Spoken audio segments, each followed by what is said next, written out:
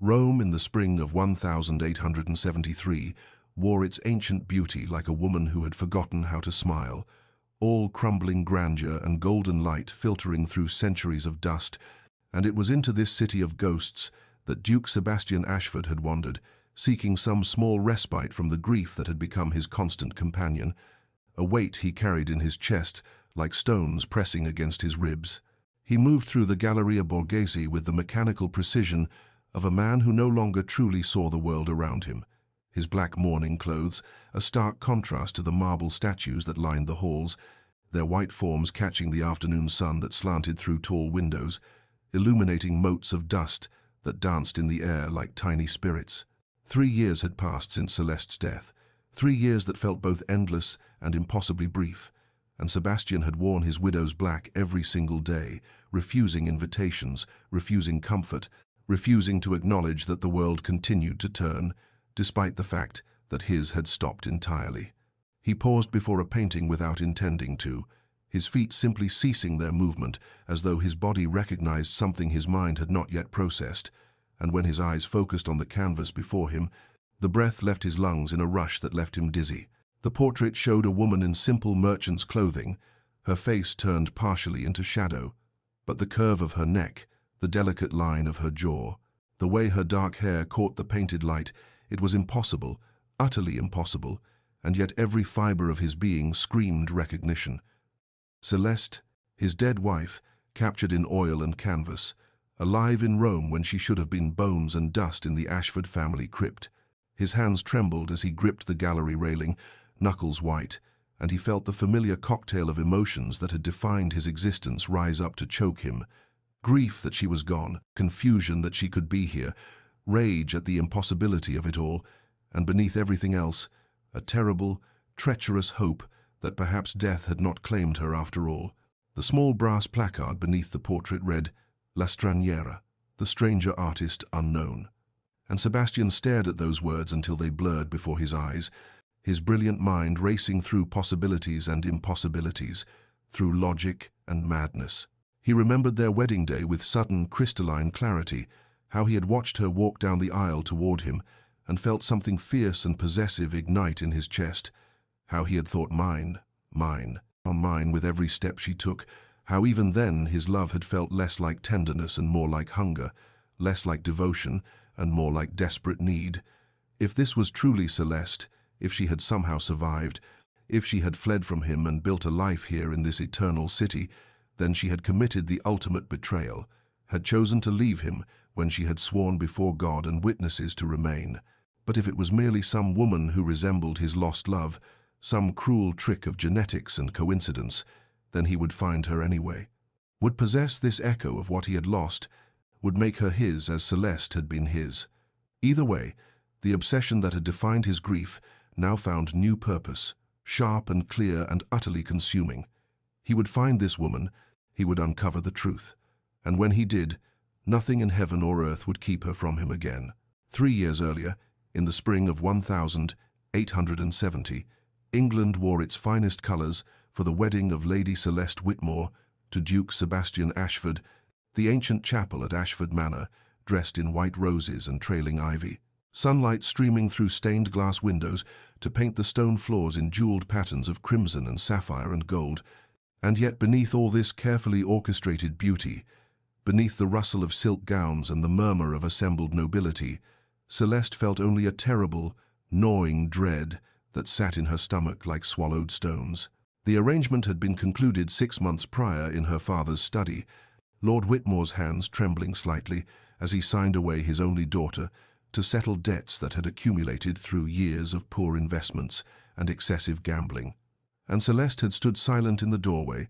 understanding with awful clarity that she was not a beloved child, but a commodity, a piece of flesh and lineage to be bartered for financial salvation. She had heard the whispers about Duke Ashford even before their first meeting, how he was brilliant but cold, wealthy beyond measure but utterly without warmth, how previous courtships had ended abruptly when young ladies found excuses to withdraw their interest, though no one spoke openly of why these well-bred girls had fled from such an advantageous match. Their first meeting had been in the drawing-room of her family's London townhouse, Sebastian arriving with the precision of a military campaign,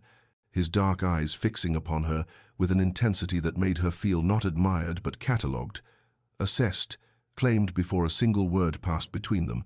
and when he took her hand and pressed his lips to her knuckles, she had felt the possessive pressure of his fingers, the way he held on just a fraction too long, marking her as his before any vows were spoken. Now, walking down the aisle toward him on her father's arm, she saw that same intensity burning in Sebastian's gaze, saw the way he watched her approach as though she were prey, walking willingly into his carefully laid trap, and some part of her wanted to turn and flee, to gather her white silk skirts and run from this beautiful prison before its doors closed forever. But there was nowhere to run. Her father's debts, her family's honor, the weight of expectation and duty all formed chains more binding than any iron, and so she placed her trembling hand in Sebastian's and spoke the vows that would seal her fate. The wedding night arrived with the inevitability of winter, and in the vast master bedroom of Ashford Manor, Sebastian had taken her face between his hands, with surprising gentleness, his thumbs tracing the line of her cheekbones as he whispered, "You are mine now, Celeste, wholly and completely mine. Body and soul and every breath you take belongs to me, and I will never, never let you go." She had felt ice flood her veins at those words, understanding too late that what she had mistaken for passionate devotion was something far darker, far more consuming. In the days that followed, small details accumulated like evidence at an inquest. Sebastian choosing which gowns she would wear each morning, his servants reporting her conversations and whereabouts, his insistence on reading her correspondence before it was sent, the way his jaw tightened when her lady's maid made her laugh, the cold fury in his eyes when any man looked at her with appreciation. This was not love, Celeste realized with growing horror. This was ownership, possession, the slow suffocation of a soul beneath the weight of another's obsession. Weeks passed, and life at Ashford Manor settled into a rhythm that resembled normalcy only to those who observed from a distance, while Celeste lived each day within the suffocating confines of what she had come to recognize as a gilded cage, beautiful in every material aspect, yet devastating to her spirit in ways she had never imagined possible. Sebastian lavished her with gifts that arrived with clockwork regularity, emeralds to match her eyes, sapphires because they reminded him of the gown she had worn at their engagement ball, the ropes of pearls that felt like shackles around her throat,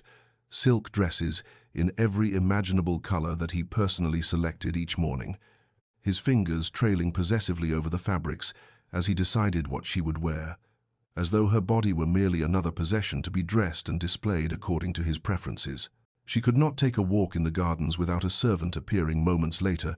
ostensibly to offer assistance but clearly sent to observe and report back, could not spend an afternoon in the library without Sebastian appearing to ask what she was reading, his questions seeming innocent until she noticed how he would later check the books she had selected, as though her choice of literature might reveal some secret rebellion brewing in her heart. Her correspondence was monitored with meticulous care. Letters from childhood friends arrived, opened, their contents clearly read before being passed to her, and her own replies were reviewed by Sebastian before being sent, his explanations that he simply wished to ensure she was well represented in society, ringing hollow when she saw how he frowned at any expression of independent thought or feeling. The dinner party in late summer became a turning point in her understanding of just how complete his possession had become, when Lord Harrington, an elderly gentleman who had known her father, told an amusing anecdote about a mishap during a fox hunt, and Celeste had laughed genuinely for the first time in weeks, her amusement unguarded and natural, only to catch Sebastian's expression across the table, a flash of such cold fury that it stopped her breath, though he smiled and joined the laughter a moment later, as though nothing had occurred. That night, after the guests had departed and the house had fallen into silence, he came to her chambers and spoke in that terribly controlled voice he used when his rage was greatest, telling her that she was his wife, marked by his name and bound by sacred vows, spoken before God and witnesses, that every smile, every laugh, every moment of joy she experienced belonged to him and him alone, that she had no right to share her happiness with others, as though it were some common thing to be distributed freely. Celeste lay awake long after he left, understanding with perfect, terrible clarity that wealth meant nothing, that title and position were worthless, that she lived in a beautiful prison where the bars were made of obligation and obsession rather than iron, and that if she did not find some way to escape, Sebastian's love would consume her entirely until nothing remained of the woman she had been, until she became merely a reflection of his desires,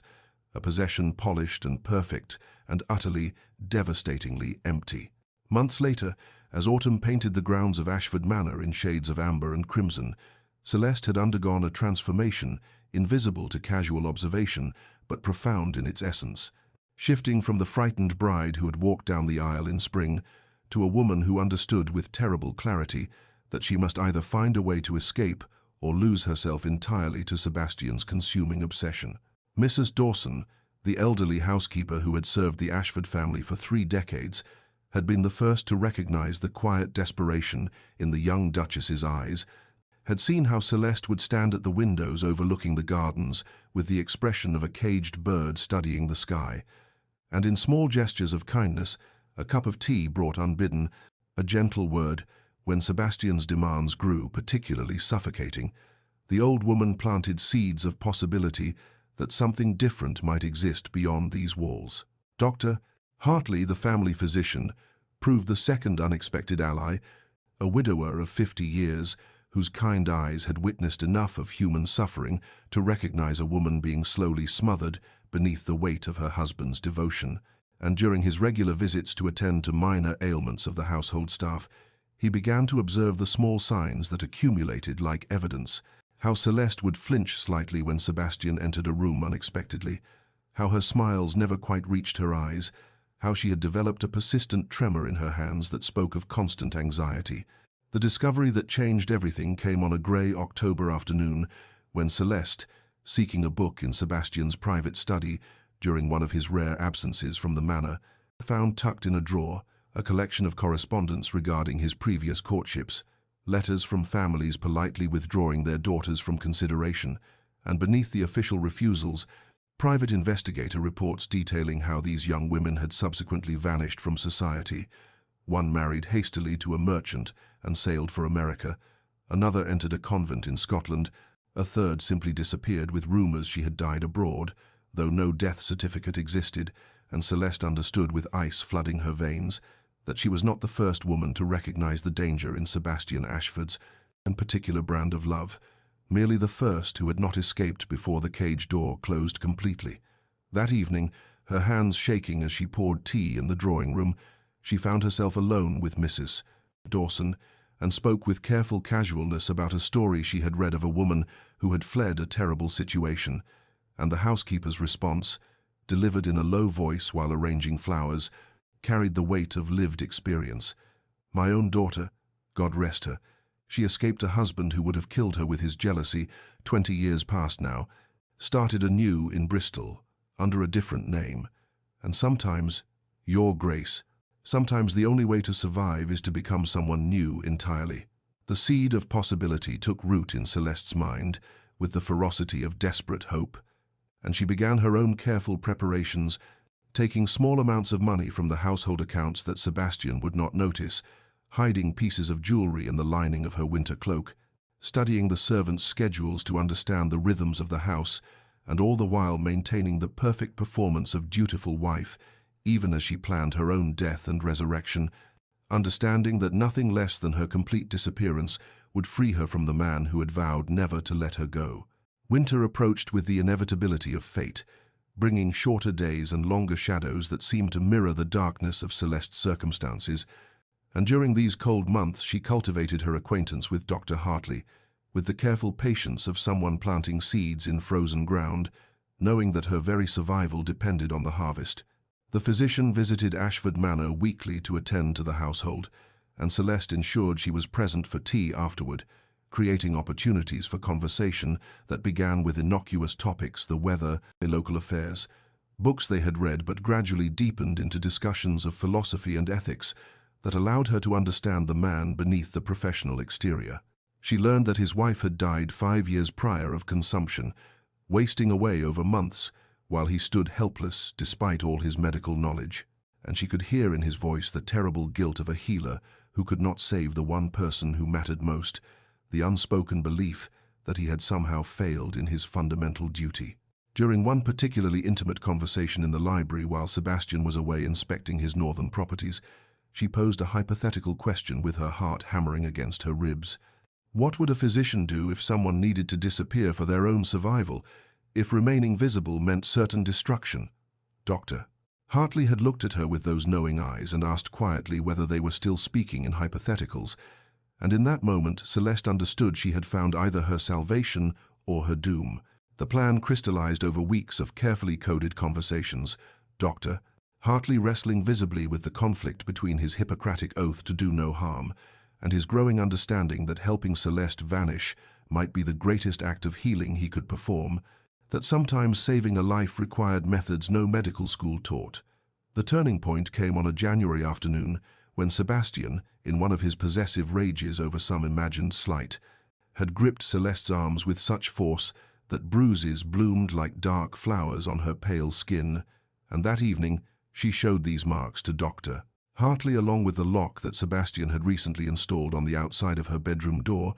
ostensibly to protect her but actually to control her movements, even while she slept. The physician's face had gone white with fury and recognition, and he spoke words that sealed their conspiracy. "I have watched one woman I cared for die while I stood helpless. I will not watch another be destroyed when I have the power to prevent it." They settled on a plan both audacious and simple. Celeste would feign sudden illness. Dr. Hartley would administer a carefully measured combination of herbs that would slow her heart and breathing to imperceptible levels, creating the appearance of death that would fool even close examination. And Mrs. Dawson would arrange with a sympathetic undertaker to switch Celeste's body for that of an unclaimed pauper woman, smuggling the living Duchess out of Ashford Manor in the very coffin meant for her burial, while Sebastian mourned over a stranger's corpse. The execution of the plan began on a bitter February morning, when Celeste descended to breakfast with careful pallor painted on her face and complained of feeling unwell, a headache that pressed behind her eyes like iron bands, and Sebastian's immediate concern carried that terrible possessiveness she had come to know so intimately, his insistence that she return to bed. That Dr. Hartley be summoned at once, that nothing should threaten what belonged to him. Over the following 3 days, Celeste's feigned illness progressed with theatrical precision, orchestrated by Dr. Hartley's careful direction. She refused food, claimed dizziness, allowed her skin to take on a clammy quality, achieved through clever application of damp cloths when Sebastian was not watching, and the Duke's anxiety transformed into something approaching panic, for in his twisted understanding, she could not be permitted to die because death would steal her from him more completely than any earthly separation. On the 4th night, with storm winds howling against Ashford Manor's windows like the keening of spirits, Celeste drank the bitter draught that Dr. Hartley had prepared, a carefully measured combination of belladonna and other herbs that would slow her heart to nearly imperceptible beats and make her breathing so shallow that even a physician's examination would confirm death, and as the liquid burned down her throat, she felt her body begin to cool from within, her limbs growing heavy as lead, her consciousness retreating to a small flickering point deep inside her skull, while her external self became a convincing corpse. The awful performance that followed would haunt her in dreams. For years afterward she could hear everything but could not move, could not signal that she still lived, trapped in the prison of her own paralyzed flesh as Dr. Hartley pronounced her dead in a voice trembling with feigned shock. And then came Sebastian's response, a howl of rage and anguish that seemed torn from the depths of his soul, as he screamed that she could not leave him,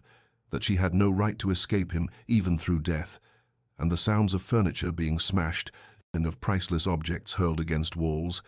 of a man whose tenuous grip on sanity had finally shattered completely. Through her paralysis, Celeste heard him rage, that he would follow her into death, that they would be together in the grave if not in life, heard him weeping over her body with terrible broken sobs, while whispering promises to never forget her, to never love again, to preserve her memory as a sacred shrine, and in those moments she understood with absolute certainty that her escape had been necessary, that this was not love, but a sickness that would have eventually consumed them both. The hasty funeral arrangements proceeded with unseemly speed, Sebastian insisting she be buried within 2 days, as though he could not bear to be parted from her body, even in death. and during the night before the funeral, Mrs. Dawson and a sympathetic undertaker, whom Dr. Hartley had bribed with a small fortune, executed the final deception, switching Celeste's still paralyzed form for the body of an unknown woman who had died alone in London's workhouse, and through it all Sebastian kept vigil beside what he believed was his wife's coffin, speaking to her in low, desperate tones about how she had been his entire world, how he would carry her in his heart until his own death came to reunite them, confirming in every whispered word the depths of an obsession that had masqueraded as devotion. Celeste woke to the rhythmic creaking of wooden wheels and the smell of hay and wool, her body aching as though she had been beaten, every muscle stiff and protesting as consciousness returned in slow, painful waves, and for a terrible moment she could not remember where she was or what had happened, until she opened her eyes to see the rough canvas covering of a cart above her and Mrs. Dawson's weathered face peering down with anxious relief, whispering, "Thank God, thank God." I feared the draught had been too strong. The journey to Dover unfolded in fragments of sensation rather than coherent memory, the bone-deep cold that no amount of rough wool blankets could dispel, the constant fear that Sebastian's men would overtake them at any moment, the guilt that gnawed at her heart for the pain she had caused, even as relief flooded through her at each mile that separated her from Ashford Manor, and through it all Mrs. Dawson sat beside her with a small leather bag containing the few pieces of jewellery Celeste had managed to hide, and enough coins to start a modest life somewhere far from England's shores. The crossing to France on a merchant vessel was accomplished in a blur of seasickness and terror. Celeste huddled below deck with her face hidden beneath a widow's veil, mourning in a strange and literal way for the death of Lady Celeste Ashford, even as she was simultaneously that very woman breathing and alive, and she found herself weeping not just from fear, but from a profound sense of loss for the life she might have had if Sebastian had been capable of love instead of possession, if her father had not sold her to settle his debts, if the world had been different in 1,000 small ways. In Paris, she became Catherine Moreau through the simple expedient of declaring it so, cutting her long dark hair short in a style that would have scandalized London society, dyeing what remained a lighter brown that changed the entire shape of her face, and she discovered that transformation was less about physical alteration than about the shedding of an entire identity, like a snake discarding old skin. She found work in a fabric shop owned by a widow who asked no questions about Catherine's past and seemed to understand that some women arrived in Paris fleeing rather than seeking, and the months that followed were marked by poverty of a kind Celeste had never imagined. Thin soups and hard bread, a single room barely large enough for a narrow bed, chilblains in winter, and the constant ache of labor in her hands, but also by a peace she had never known, in all her years of luxury, the simple freedom of walking down a street without being watched, of speaking to whom she pleased, of belonging to herself alone. Yet even in Paris she could not feel entirely safe,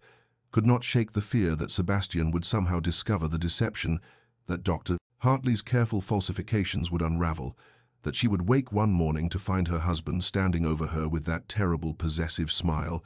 and so after 8 months of saving every spare sou, she boarded another ship bound for Italy, for Rome, for a city so distant from England that surely even Sebastian's long reach could not find her there. Weeks passed, then months, and Catherine saved every spare coin with the fierce determination of someone building not just a future, but a fortress against the past,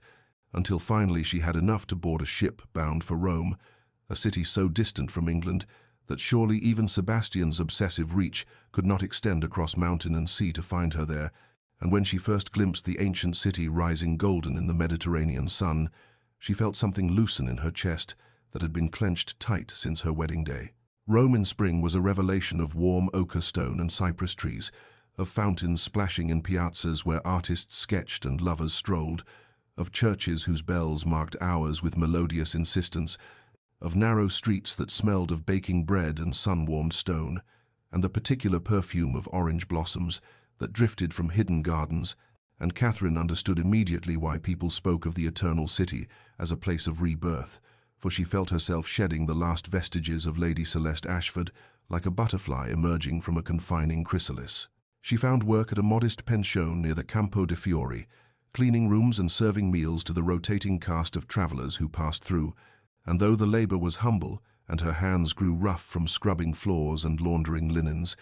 She discovered a profound satisfaction in honest work that asked nothing of her but her effort, that measured her worth in completed tasks rather than in how well she adorned a man's arm or reflected his status. In the evenings, when her work was finished, she would walk through the neighborhood and gradually became aware of a small artistic community that gathered in the cafes and studios, clustered around the Via Margutta. Painters and sculptors, poets and musicians,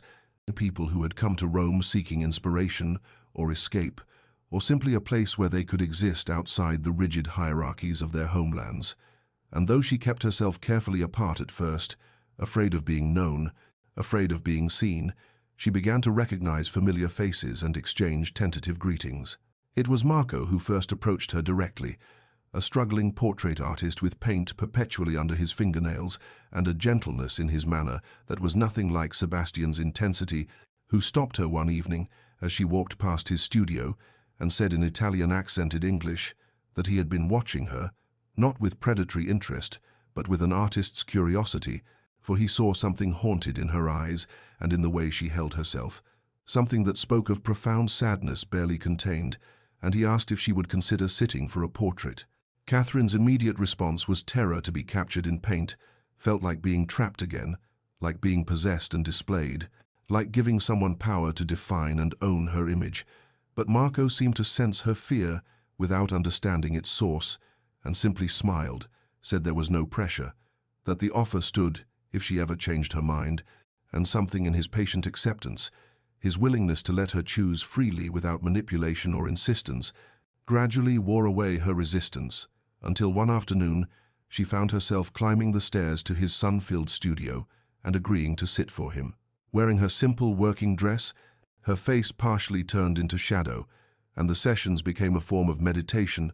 hours of peaceful silence, broken only by the scratch of charcoal on canvas, and Marco's gentle requests to shift her position slightly,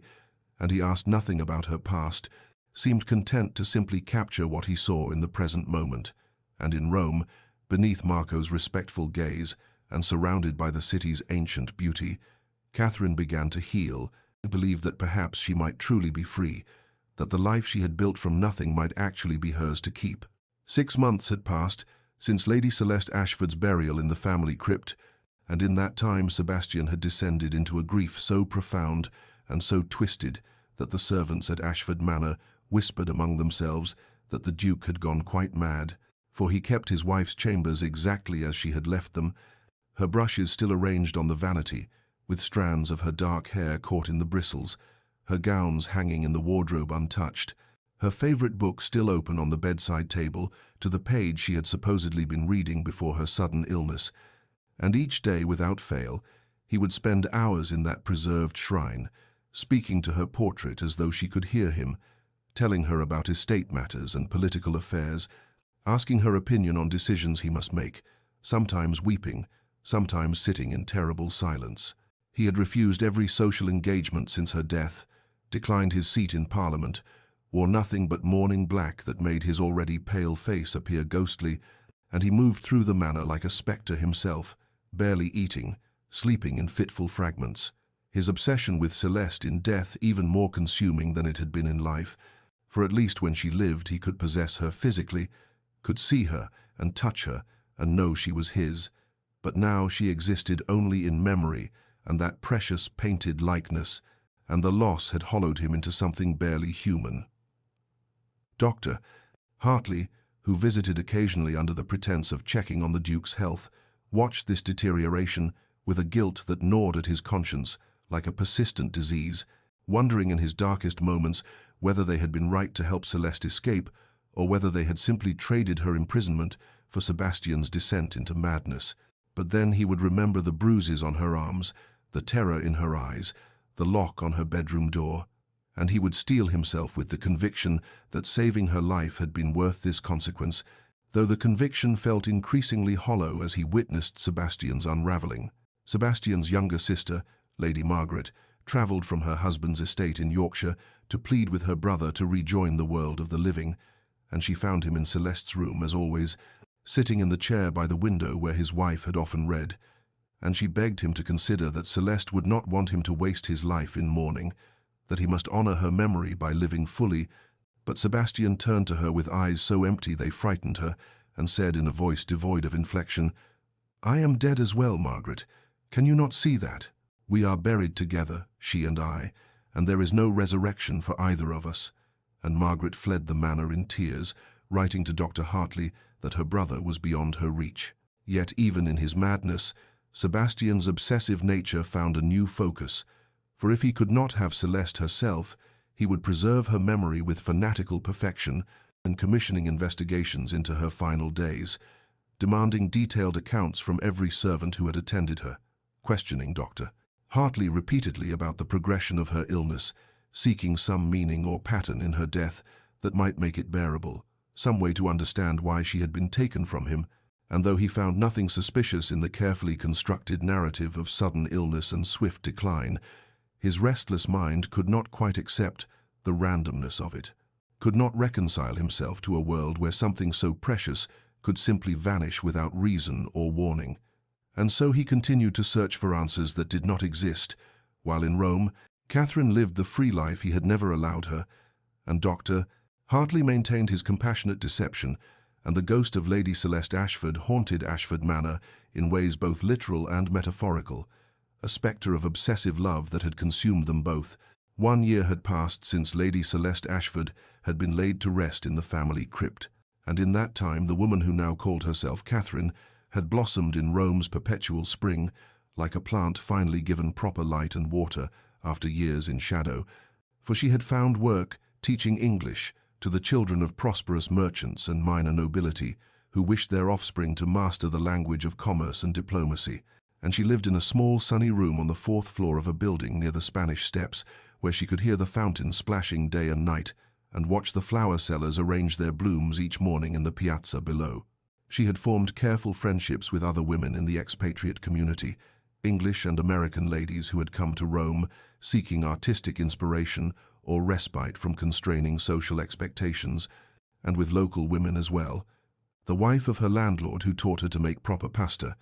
the seamstress in the shop below who altered Catherine's modest dresses and shared gossip over cups of strong coffee, and though Catherine still guarded the truth of her past with absolute vigilance, never speaking of her life before Paris, never mentioning a husband or a title or the cold grey stones of Ashford Manor, she felt increasingly safe in the warmth of these connections, increasingly convinced that her new life was solid and real, and hers to keep. Marco had become her dearest friend in Rome.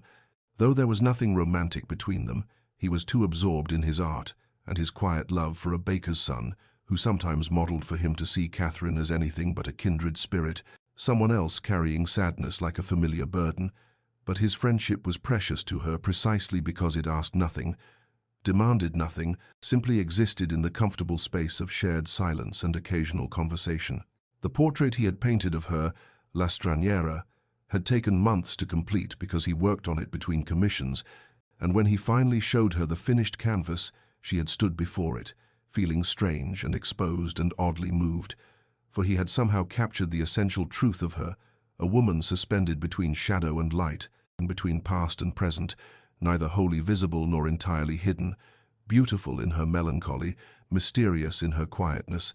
and she understood that he had seen her more clearly than she had seen herself. Marco had entered the portrait in a small gallery exhibition near the Via del Corso, and Catherine had attended the opening with a flutter of nervousness, quickly soothed by the anonymity of the crowd. For who among these Roman art lovers could possibly connect this simple English teacher in her plain grey dress to the aristocratic Lady Celeste, who had died across the sea in fog-bound England, and she had stood before her own image feeling peculiarly disconnected from it, as though the woman in the painting was someone she had known long ago rather than a reflection of herself. The painting had attracted attention from several collectors, including an English art dealer who specialized in contemporary Italian works and who had questioned Marco extensively about the subject, expressing particular interest in the quality of sadness the artist had captured,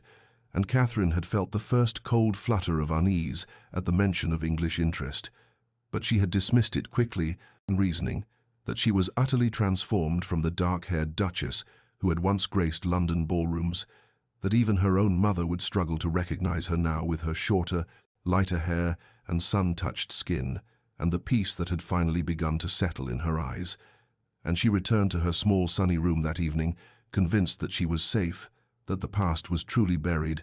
that Catherine Moreau had become as real and solid as the Roman stones beneath her feet. 3 years had passed since Lady Celeste Ashford's death, and Duke Sebastian Ashford stood in a sun-drenched gallery in Rome during the spring of 1873, his body rigid with shock as he stared at a portrait that should not exist, could not exist, yet hung before him with undeniable reality, a woman in simple merchant's clothing, her face partially shadowed by the angle of light the artist had captured, her hair lighter and shorter than he remembered, but the curve of her neck absolutely unmistakable. The way she held her head with that particular tilt of contemplation he had studied for endless hours during their brief marriage. And above all, those eyes, those haunted melancholic eyes that had looked at him with such carefully concealed fear, now rendered in oil paint with an expression he had never seen in life, something that looked almost like peace. His heart hammered against his ribs, with such violence he thought he might collapse there on the polished marble floor among the other gallery patrons who drifted past the painting, without recognition, without understanding that they were looking at a ghost, at a woman 3 years dead and buried in the Ashford family crypt. And Sebastian's mind raced through impossible explanations, coincidence, resemblance, his own madness finally consuming him completely, but he rejected each one with the certainty of a man who had memorized every detail of his wife's face and form, who had spent 1,000 hours studying her portrait at Ashford Manor, who knew beyond any shadow of doubt that this was Celeste, his Celeste, impossibly alive and living in Rome under God, knew what name and circumstances. He approached the gallery owner with barely contained urgency, demanding to know the artist, the subject, every detail of the painting's provenance, and the portly Italian gentleman could tell him only that the work was titled La Straniera, the stranger, painted by a local artist named Marco Bellini, who specialized in portraits of the city's expatriate community, and that the subject's identity was unknown, anonymous, merely a woman who had sat for the artist some months ago. Sebastian's hands trembled as he gripped his walking stick, his mind simultaneously calculating and raging. For if this portrait was recent, then Celeste had been alive all this time, had faked her death with deliberate cruelty, had abandoned him and fled to Italy while he mourned her like a madman, and the betrayal of it burned through him with acid intensity, even as a terrible joy surged beneath the rage. Because she was alive, she existed somewhere in this ancient city, breathing and walking and living without him, which meant she could be found, could be reclaimed, could be made to answer for what she had done. He studied the painting with renewed intensity, noting the differences. The lighter hair suggested deliberate disguise. The humble clothing spoke of reduced circumstances, but that expression of peace, that softness in her features that had never existed when she was his wife, that subtle transformation suggested she was happy in her exile, content in her freedom, and the realization ignited his obsession with devastating force. Because if it was truly Celeste, then she had betrayed everything sacred between them and deserved his wrath. She deserved to be dragged back to England and made to remember her vows and her place. But if by some impossible chance this was merely a woman who resembled his dead wife so perfectly that even he could not tell the difference, then he must possess this echo of his lost love, must own this living reminder of what death had stolen from him. And either way, whether the woman in this portrait was truly Celeste or merely her uncanny double, Sebastian knew with absolute certainty that he would find her, would have her, would make her his once more. For obsession does not die simply because its object has supposedly perished, and the Duke of Ashford had learned long ago that what he wanted, he took, regardless of death or distance or any force on earth that might stand between him and his possession. Sebastian hired investigators that very afternoon, summoning to his hotel room a trio of men who specialized in locating missing persons and conducting discreet inquiries for wealthy clients throughout Europe, and he spared no expense in instructing them to find everything about the artist, Marco Bellini, and the woman who had sat for the portrait titled La Straniera. Offering gold enough to purchase their absolute dedication and silence, for he would not have word spread through Rome's gossip channels that the Duke of Ashford was hunting for a woman who might be his supposedly dead wife. Within 2 days, the investigators returned with an address in Trastevere, where Marco Bellini kept his studio, and Sebastian presented himself there on a bright morning when the light slanted golden through the narrow streets, climbing 3 flights of worn stone steps to knock upon a paint-stained door that opened to reveal a young man with kind eyes and perpetually ink-stained fingers who looked at the well-dressed English duke with curious politeness and invited him inside to view his other works. Sebastian barely glanced at the canvases lining the walls, the portraits of merchants and their wives, the landscapes of the Roman countryside, the still lifes of fruit and flowers, for his entire focus narrowed to extracting information about the one portrait that mattered, and he asked with studied casualness about La Straniera, remarking that the subject had reminded him of someone he once knew, and wondering if the artist might share any details about the woman who had sat for him. Marco, innocent of any danger and proud of his work, spoke freely about his subject, an English teacher named Catherine Moreau, who had lived in Rome for nearly 2 years, a quiet woman with a melancholic air who taught the children of prosperous families and kept largely to herself, kind and gentle in her manner, someone who had initially refused to sit for the portrait out of a strange fear of being seen, but had eventually agreed and proved a patient and contemplative model, and he mentioned without hesitation that she lived in a pensione near the Spanish Steps, that she could often be seen in the early mornings, walking to the fountain there, or in the evenings returning from her lessons. Sebastian felt his heart constrict with a mixture of rage and triumph, so intense he thought he might strike the young artist simply for having looked at Celeste, for having captured her image, for having spent hours in her presence while Sebastian mourned an empty grave in England,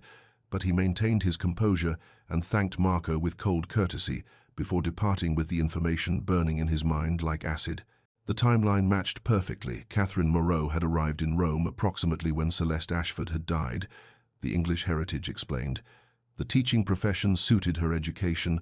and the melancholy air, the fear of being seen, all of it confirmed what Sebastian already knew with absolute certainty in the deepest chambers of his obsessed heart. That very afternoon, he positioned himself across the street from the pensionnat Marco had described, a building with faded yellow walls and green shutters near the Spanish Steps, and he waited with the patient intensity of a predator who knows his prey cannot escape. And when a woman emerged in the golden light of early evening, wearing a simple grey dress and carrying a canvas bag of books,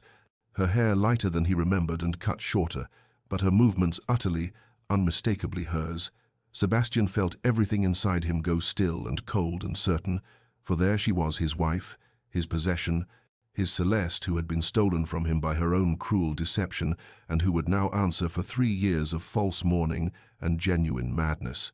3 years during which he had preserved her memory like a saint's relic while she lived free and happy in Italian sunshine, teaching other people's children and sitting for portraits and existing in the world as though she had not destroyed him completely. He watched her walk toward the fountain, observed the way she moved with a lightness that had never existed at Ashford Manor,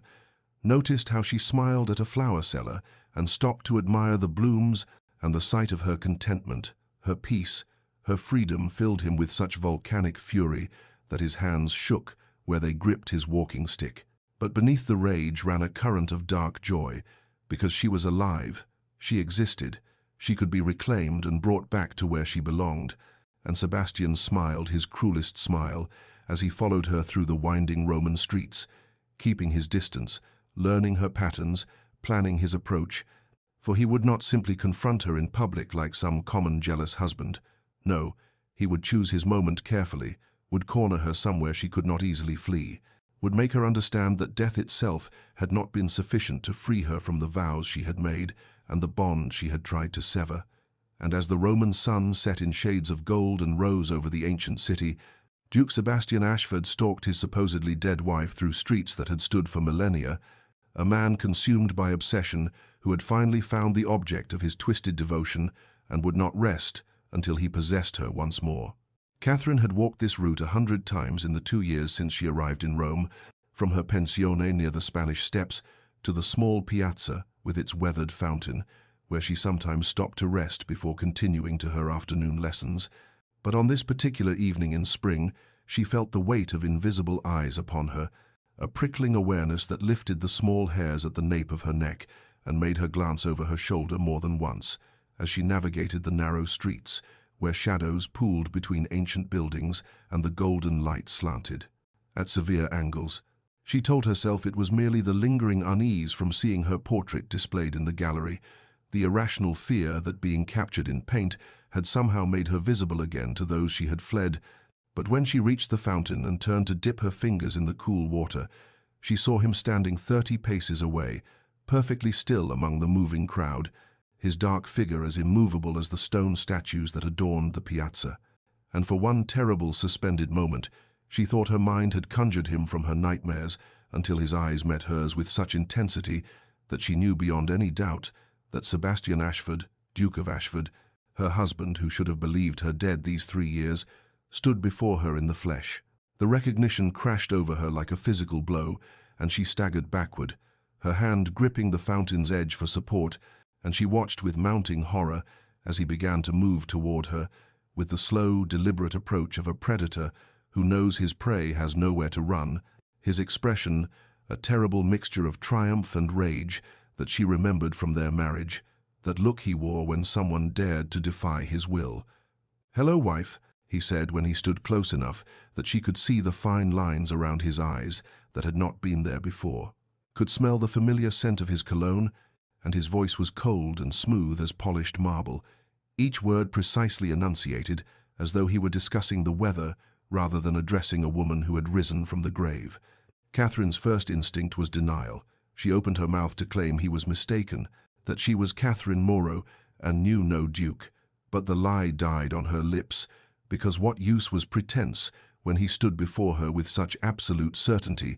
and instead she did the only thing her panicked mind could conceive, and she ran, bolting from the fountain and plunging into the maze of narrow streets that wound through Trastevere, her breath coming in ragged gasps as her feet pounded over ancient cobblestones. She could hear him behind her, his longer stride eating the distance she tried to create, and she darted left into an alley and then right through a passage so narrow her shoulders nearly brushed the walls, emerging into a small courtyard attached to a church where late afternoon shadows provided illusory shelter. But when she spun around seeking an exit, she found him blocking the only way out, his chest barely rising with exertion while she gulped air like a drowning woman.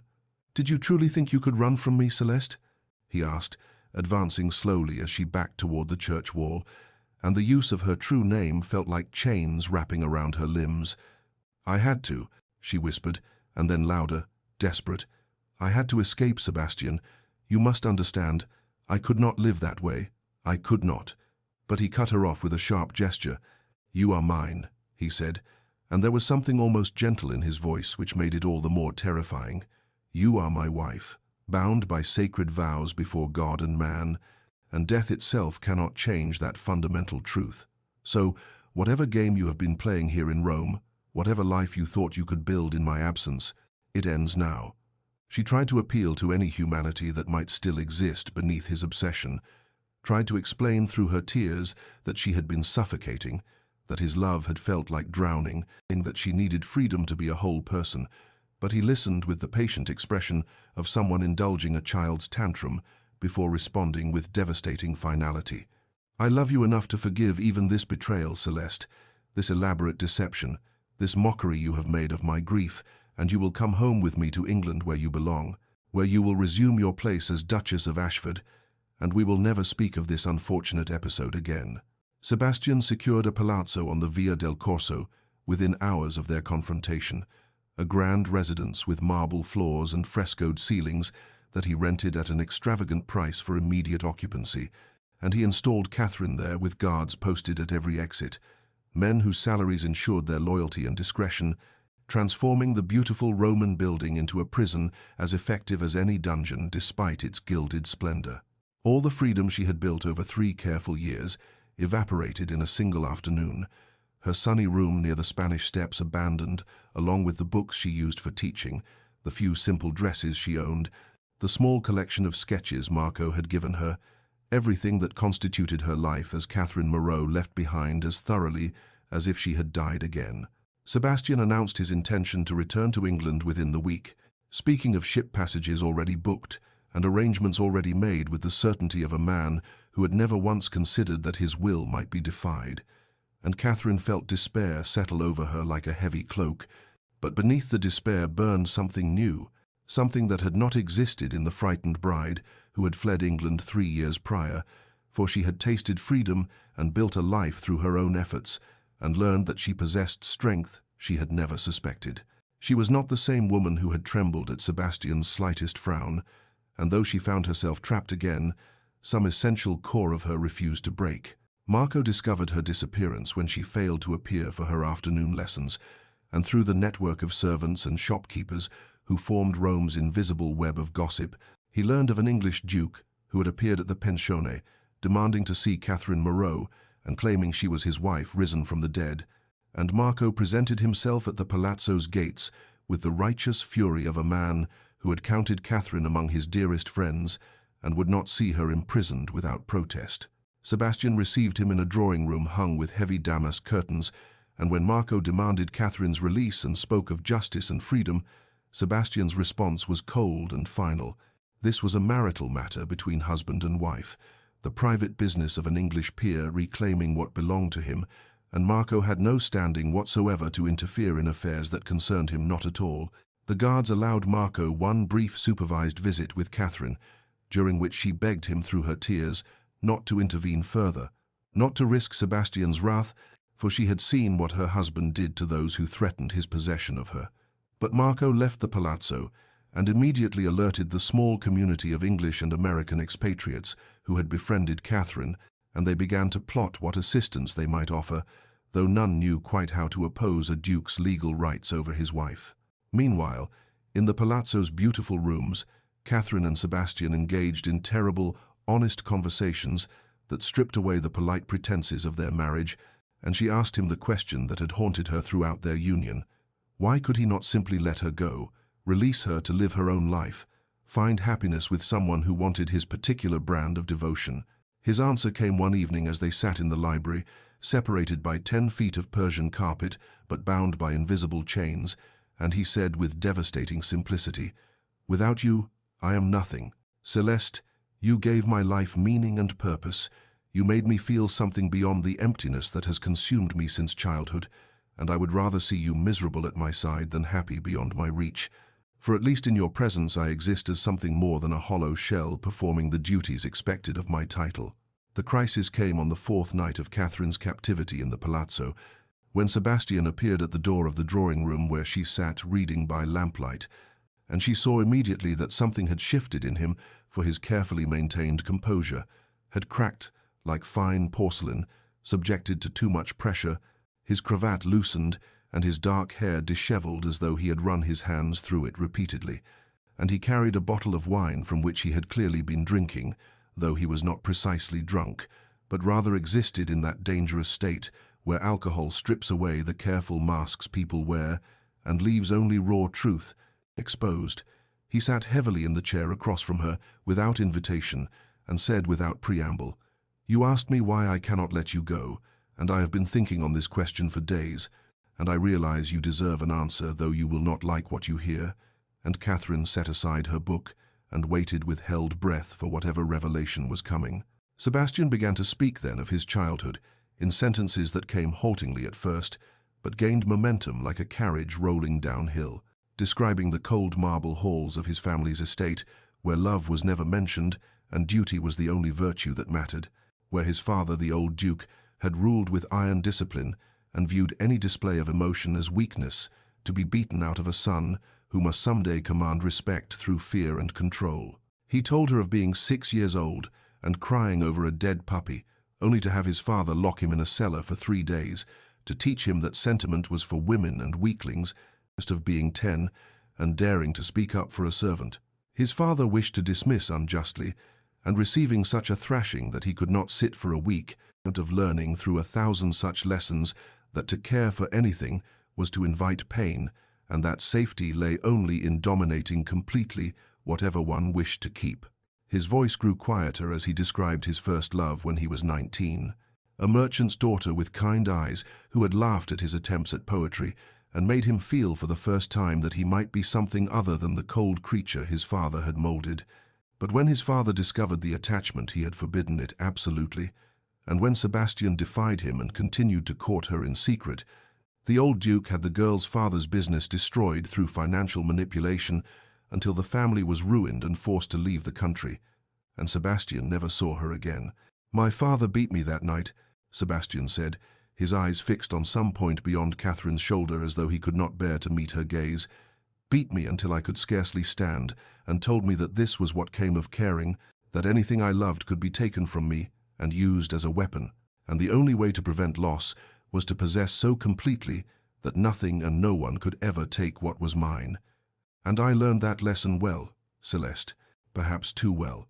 He looked at her then with eyes that held such anguish that she felt her heart constrict despite everything he had done to her, and he continued in a voice barely above a whisper, "I love you so deeply that losing you would destroy me, and so in my twisted logic I believe that you must never be allowed to leave. For if you are always within my grasp, then I am safe from the terrible pain of loss, but I am beginning to understand that I have already lost you through the very means I used to try to keep you." Catherine felt tears slip down her cheeks as she looked at this broken man who had imprisoned her, and she recognized for the first time the damaged boy beneath the monster's mask, and pity rose in her throat like bile. But pity alone was not enough to make her sacrifice herself upon the altar of his healing. She leaned forward and said, with gentle firmness that cost her more than he would ever know, "Sebastian, your pain is real, and I am sorry for what was done to you. Truly I am, but your suffering does not entitle you to imprison me. Your father's cruelty does not give you the right to be cruel in turn, and love that requires cages is not love at all, but merely possession wearing love's name." So, Dr. Hartley arrived in Rome on a grey morning when autumn rains had finally reached the Eternal City, and he came to the palazzo's gates requesting audience with the Duke of Ashford on a matter of utmost urgency, his travelling clothes dusty and his face haggard from days of difficult journey, for he had followed Sebastian across Europe, driven by a guilt that had grown unbearable in the months since he had watched the Duke descend into madness following Celeste's supposed death. Sebastian received him in the same drawing. Dr. Hartley arrived in Rome on a grey morning when autumn rain fell upon the ancient stones and turned the Tiber the colour of old bronze, and he came carrying the weight of 3 years' guilt like a physical burden upon his shoulders, for he had enabled Celeste's escape and felt responsible for the chain of events that followed, the deception that had set both wife and husband upon their separate paths of suffering and transformation. He presented himself at the palazzo, where Sebastian held Catherine captive, and requested an audience with the Duke, but Sebastian refused him coldly, still harbouring resentment toward the physician who had pronounced his wife dead and mourned with him over a coffin that held nothing but weighted stones and broken dreams, though Sebastian did not yet know the full extent of Dr. Hartley's complicity in that terrible deception. It was Catherine who insisted upon seeing the doctor when she learned of his presence in Rome, and the guards reluctantly permitted him a brief supervised visit in the palazzo's formal receiving room, where frescoed angels looked down upon their mortal struggles with painted indifference. Dr. Hartley looked older than Catherine remembered, his hair gone completely white and new lines carved deep around his mouth and eyes, and when he took her hands in his she felt them trembling with emotion he could barely contain. "I have been consumed by guilt," he confessed in a voice rough with remorse, "watching what my actions wrought, seeing the Duke descend into madness while you remained lost to me, not knowing if you were safe or happy or even alive, and I have questioned every day whether I did right in helping you escape, or whether I simply traded one form of suffering for another." Catherine reassured him that he had saved her life in the truest sense, and the years of freedom she had known in Rome were worth any price she might now pay. But Dr. Hartley shook his head and said he had not come merely to confess his guilt, but to offer something that might yet resolve this terrible impasse. He revealed then that Sebastian's mother, the Dowager Duchess, lay dying at Ashford Manor and had been asking for her son with increasing desperation, and Dr. Hartley believed this might be the key to reaching whatever humanity remained buried beneath Sebastian's obsession, for the Dowager was the one person whose opinion the Duke had ever truly valued, the one voice that might penetrate the armor of possession and control he had constructed around his damaged heart. Catherine saw immediately the possibility in this revelation, though she feared it might be false hope, another door that would close in her face, but she agreed to approach Sebastian with the proposal if Dr. Hartley would support her in this gambit. That evening, Catherine requested an audience with her captor husband and told him that Dr. Hartley had come with news of his mother's illness, and she watched something crack in Sebastian's careful composure at the mention of the woman who had given him what little tenderness his childhood had contained. He wanted to dismiss the news as manipulation, another attempt to escape his grasp, but Catherine saw the fear in his eyes, the ancient fear of a boy who had already lost too much, and she pressed her advantage with careful gentleness. "I will return to England with you willingly, if you will make me one promise," she said, her voice steady though her heart raced with desperate hope. "Grant me an audience with your mother. Let her hear both our stories, and if she believes I should be released, you will consider her judgment seriously, not as a command you must obey, but as counsel you might weigh." Sebastian refused initially, his pride and possessiveness warring against the filial duty that ran deep, despite all his damage, but the mention of his mother had opened something in him that could not easily be closed again, and after hours of terrible silence, he agreed to her bargain with one amendment. They would travel to England together and see his mother, and afterward he would grant Catherine the opportunity to state her case fully, and if his mother agreed that Catherine should be freed, he would not merely consider it but would genuinely struggle to honor her wisdom, though he could not promise what conclusion that struggle might reach. The voyage back to England stretched across 3 weeks of grey Atlantic waters and skies that seemed to mirror the uncertain territory. Catherine and Sebastian now navigated between them, for they travelled as neither quite husband and wife nor entirely strangers, but something more complex and painful. Two people bound by history and law, yet separated by an abyss of hurt that might never be fully bridged. Sebastian had arranged separate cabins as promised, a concession Catherine recognized as significant given his previous need to control her every movement, and they met for meals in the ship's dining salon, where other passengers provided a buffer of normalcy, and the rituals of formal dinner conversation prevented the most dangerous intimacies. Yet there were moments when the careful distance between them collapsed like a wave against the ship's hull, unexpected and overwhelming,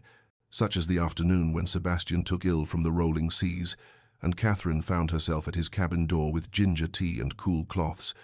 tending him with the same automatic compassion she would offer any suffering creature, despite the voice in her head that whispered he deserved no kindness from her hands. He looked up at her through fever-bright eyes as she pressed the cloth to his forehead and said hoarsely, "You need not do this. I have treated you abominably." And she replied simply, "I am not cruel, Sebastian, I never was,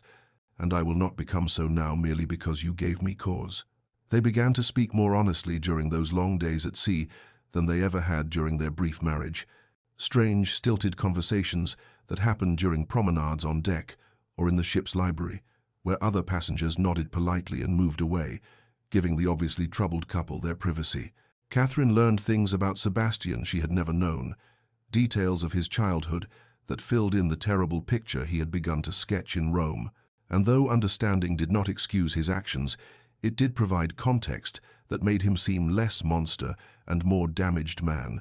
which was somehow both better and worse. There was the evening when a drunk passenger made inappropriate advances toward Catherine in a dim corridor, and Sebastian appeared from nowhere, with cold fury in his eyes, positioning himself between her and the threat with such protective instinct that the drunk retreated quickly, and Catherine found herself thanking him with genuine gratitude, even as she recognized the irony of being protected by the very man she needed protection from. One night they stood together at the ship's railing, watching moonlight silver the dark waters, and Sebastian asked in a voice so quiet she almost could not hear it over the wind, "Did you ever love me, even a little, or was it always only fear and duty?" "How?" Catherine considered lying, considered offering him some small comfort, but she had learned in Rome that truth was the only currency worth trading, and so she answered with careful honesty, "I wanted to love you, Sebastian, I truly did, for you were handsome and powerful, and I believed that perhaps in time affection might grow as they say it does in arranged marriages. But you never gave me room to discover what I might have felt, because you filled every space with your own need and possession, and love cannot grow in soil where there is no air to breathe." She saw him flinch, as though she had struck him, saw his hands tighten on the railing until his knuckles went white, but he did not rage or argue, only nodded slowly and said, "I understand." And they stood in silence, watching the moon's path across the water until the cold drove them inside to their separate cabins and separate beds. Catherine lay awake that night in her narrow bunk, feeling the ship roll beneath her and wondering if Sebastian too lay sleepless in his own darkness. And she thought about the question that haunted her increasingly. Could someone so fundamentally damaged ever truly change? And did she owe him anything beyond basic human compassion? And what did it mean that despite everything he had done to her,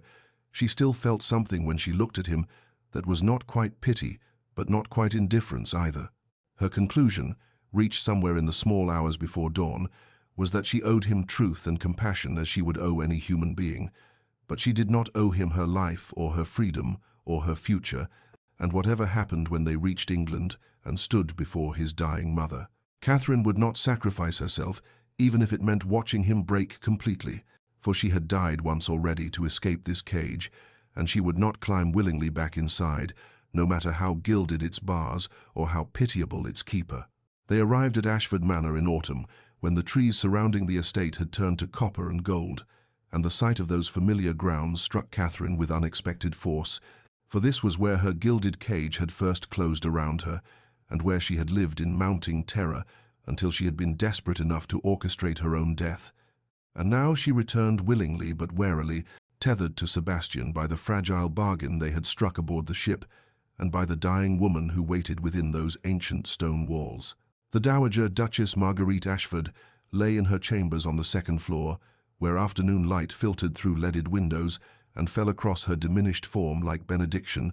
and though her body had been ravaged by the wasting illness that consumed her from within, her eyes remained fierce and intelligent, missing nothing as Sebastian and Catherine entered together and stood before her like supplicants awaiting judgment. She looked first at her son, taking in the changes 3 years of grief and obsession had carved into his features, the new hardness around his mouth, and the haunted quality in his eyes that spoke of suffering he had both endured and inflicted. And then her gaze shifted to the woman she had believed dead and buried, and Catherine saw immediate recognition flash across the dowager's face, followed by something that looked almost like relief. The old woman dismissed Sebastian with a wave of her frail hand, and commanded, in a voice still capable of authority despite her weakness, "Leave us. I would speak with your wife alone." And though Sebastian hesitated, torn between his need to control every situation and his ingrained deference to his mother, he ultimately obeyed and retreated to wait in the corridor beyond, closing the door softly behind him. Catherine stood frozen until the dowager gestured to a chair beside the bed and said with unexpected gentleness, "Come closer, child. I am not yet so diminished that I cannot see the fear in your eyes, and you need not be afraid of me, for I know already what you are and what my son has done." Catherine approached slowly and sat as bidden, and the dowager reached out with a hand that trembled slightly and took Catherine's fingers in her own cool grasp, and there was such sorrow in the old woman's face that Catherine felt her carefully maintained composure begin to crack. The dowager spoke then of things Catherine had never known, revealing how Sebastian's father, the late Duke, had been a man of cruel discipline, who believed that sentiment was weakness, and that his heir must be forged like steel through systematic hardship, and she confessed with tears gathering in her faded eyes that she had tried to protect her son but had failed, had watched helplessly as the sensitive boy he had been was slowly destroyed and rebuilt into something harder and more dangerous. She told Catherine of Sebastian's childhood, how he had loved poetry and music until his father beat such softness out of him, how he had cried over injured birds until he learned that tears earned only contempt, how he had gradually learned to hide his tender heart beneath layers of control and possession, because vulnerability had always been punished and strength rewarded only when it manifested as dominance. The dowager apologized to Catherine for not preventing the marriage, for knowing her son was too damaged to be anyone's husband, but allowing family obligation and social pressure to override her maternal instinct that this union would bring only suffering, and Catherine found herself weeping quietly as she listened to this dying woman's confession and regret. But then the dowager's tone shifted, and she squeezed Catherine's hand with surprising strength and said, "You were right to leave him, right to choose life over the slow death he would have given you. And I will not ask you to sacrifice yourself upon the altar of his brokenness, but I would ask something else of you before I die." Catherine waited, hardly breathing, and the dowager continued, "Help him understand what love truly is, not by staying but by setting him free. For love that imprisons is not love at all, but only fear wearing love's mask. And until he learns this truth, he will never heal and will remain forever the broken thing his father made him." Catherine struggled to comprehend what the dowager asked of her, how she could possibly teach Sebastian anything when he had never listened to her before, but the old woman smiled sadly and said, "He is different now. You must have seen it during your journey together, the cracks appearing in the armor he constructed,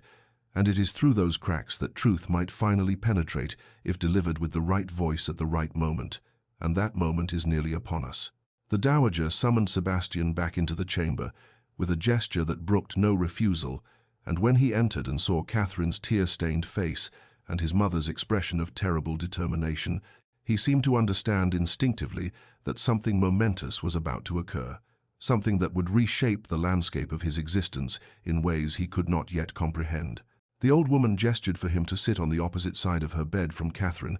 and when both were positioned before her like petitioners awaiting a sovereign's decree, she drew a labored breath and spoke with the full weight of her remaining authority, declaring that she would not close her eyes in final sleep until Sebastian made a sacred promise to grant Catherine her complete and unconditional freedom, releasing her from their marriage bonds and allowing her to live her life without interference or pursuit or any further claim upon her person or her future. Sebastian's face went pale as marble, and he began to protest, to argue that the law bound them regardless of personal wishes,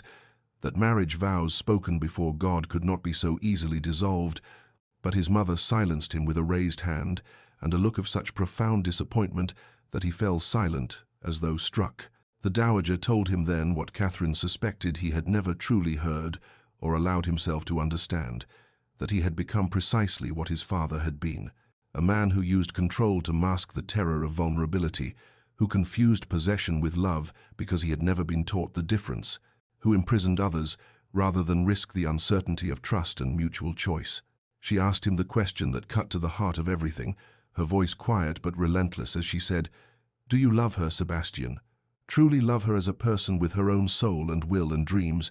Or do you merely love the idea of owning her, of having something beautiful and precious that belongs only to you?" Sebastian's composure shattered like glass struck by stone,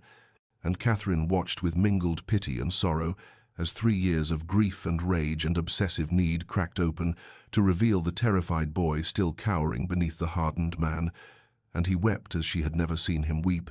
great shuddering sobs that shook his entire frame, while he pressed his hands to his face as though to hold himself together against forces that would tear him apart. He confessed through his tears that he did not know how to love any other way, that the thought of being alone again filled him with such existential dread that he would rather die than face it, that without her he feared he was nothing at all,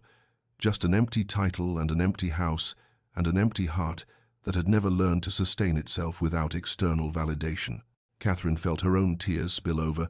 but she kept her voice steady as she said with gentle firmness, "You are not nothing, Sebastian, you never were, but I cannot be your reason for existence. I cannot sacrifice my life to fill the void inside you. You must find within yourself the worth and purpose that no other person can provide." The dowager reached out with both trembling hands and took one hand from each of them, joining them together in her frail grasp, and she said to her son with infinite sadness and infinite love, "Let her go, my darling boy. Let her go freely and completely. Prove to yourself, and to her, and to me, that you are capable of the selfless love you claim to feel rather than the selfish obsession that has driven you thus far, for only in releasing her can you hope to find any redemption or peace." Sebastian looked at Catherine across his mother's bed, and she saw in his eyes the terrible war being waged between everything he had been taught to be and everything he might yet become, and finally, slowly, with the expression of a man stepping off a cliff into unknown darkness, he nodded and whispered, "I will let you go, I promise. I will not pursue you or seek you or make any claim upon you ever again." And with those words something fundamental shifted in the air between them, as though chains that had bound them both suddenly fell away into dust. 5 years passed like water flowing through open fingers. carrying away the sharp edges of the past until what remained were smooth stones of memory that could be held without pain. And in the spring of 1878, in a sun-filled studio overlooking the terracotta rooftops of Florence, a woman who had been called Celeste and then Catherine, and was now known simply as Elise, stood before an easel, teaching a circle of young women the subtle art of capturing light and shadow on canvas, and the sound of their laughter filled the room like music. And she was happy in a way she had once believed impossible, wholly and completely herself, without needing to hide or diminish or apologize for the space she occupied in the world. The Morning Post brought letters as it always did, correspondence from friends scattered across Italy and France, invitations to exhibitions and salons, and among them a cream envelope bearing an English postmark, and handwriting she recognized despite the years that had passed, and she opened it with steady hands and no fear, for she had learned that the past could no longer reach out and reclaim her unless she allowed it. The Duke of Ashford wrote with careful formality that he had recently acquired a collection of botanical sketches from the East Indies and thought she might enjoy viewing the detailed illustrations of exotic flora, and that he would be honored to send them if she wished, that he asked nothing in return and hoped only that she was well and at peace. And it was the 10th such letter in 5 years, each one respectful and distant, each one acknowledging her complete freedom, some revealing in their careful words his slow and painful growth toward something resembling health. She wrote back as she always did, briefly and politely, thanking him for his thoughtfulness, declining the offer with gentle courtesy, wishing him continued strength in the charitable works he had mentioned in previous letters, and she signed it simply with her chosen name, no longer bearing his or any other man's title, and as she sealed the envelope, she felt nothing but a quiet satisfaction that they had both survived the destruction of what they had been and found paths toward something better. In England, Sebastian Ashford walked the grounds of a school he had founded for boys from difficult homes, boys whose fathers were cruel or absent, boys who needed to learn that strength could manifest as kindness and that control over others was the weakest form of power. And though he remained unmarked by new love and perhaps always would be, he had discovered purpose in healing the wounds in others that mirrored his own, and when he thought of Celeste now it was with gratitude rather than possession, thankful that she had loved herself enough to escape him and had possessed the courage to show him the monster he had become. Dear listener, sometimes the greatest act of love is release, the willingness to open your hands and let go of what you thought you could not live without, to trust that both you and the one you release will survive the separation and perhaps even flourish in ways that imprisonment would have forever prevented. In both the holding on and the letting go, in both the bonds we form and the freedom we grant, may you find the wisdom to know which serves love and which serves only the fear of being alone with yourself, and may you rest peacefully in the knowledge that you are enough, wholly and completely enough, all by yourself, without needing to possess another soul to prove your worth or fill the emptiness inside you that only you can heal. This has been a story from Evermore Tales, where every tale teaches us something about the human heart, and if this story has touched you, if it has reminded you of your own strength or your own capacity for growth beyond the patterns that shaped you,